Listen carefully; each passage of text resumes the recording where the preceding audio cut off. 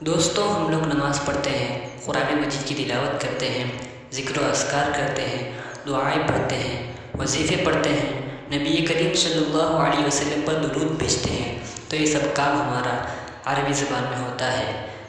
آپ میں سے بہت سے لوگ ایسے ہوں گے جو یہ سوچتے ہوں گے کہ عربی زبان کی شروعات ہوئی کہاں سے۔ تو آج میں اس ویڈیو میں اسی ٹاپک کے بارے میں بات کرنے والا ہوں۔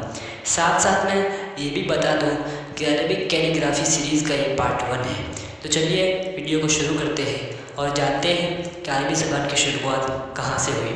اس سلسلے میں دو باتیں سامنے آتی ہے۔ ایک تو حضرت اسماعیل علیہ السلام کا نام سامنے آتا ہے کہ اللہ تبارک و تعالیٰ نے ان کی زبان پر عربی زبان کو جاری کر دیا اور اس طرح عربی زبان کی شروعات ہوئی۔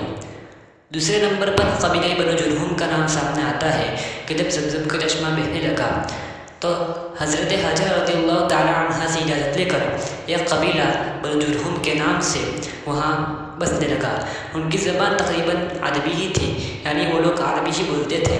ان سے سن کر حضرت اسماعیل علیہ السلام عربی سیکھی۔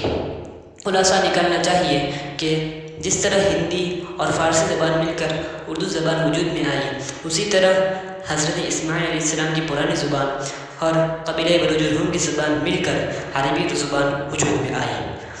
آج کی ویڈیو میں بس اتنا ہی۔ ویڈیو اگر انفارمیٹیو لگی ہو تو ویڈیو کو لائک کریں، دوستوں کے ساتھ شیئر کریں، اور اسی طرح کی نالجیبل اور انفارمیٹیو ویڈیوز دیکھنے کے لیے ہمارے اس چینل کو سبسکرائب کرنے کے ساتھ ساتھ بیل آئیکن کو بھی ضرور پریس کریں۔